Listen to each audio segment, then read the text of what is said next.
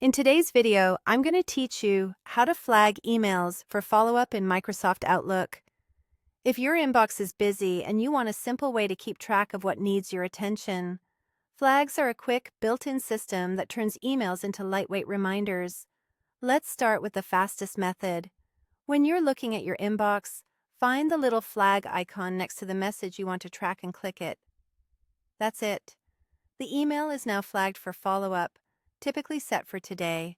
You'll see the flag light up so you know it's on your radar.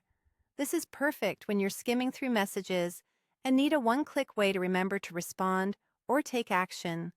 If you need a bit more control, you can set a specific follow-up date.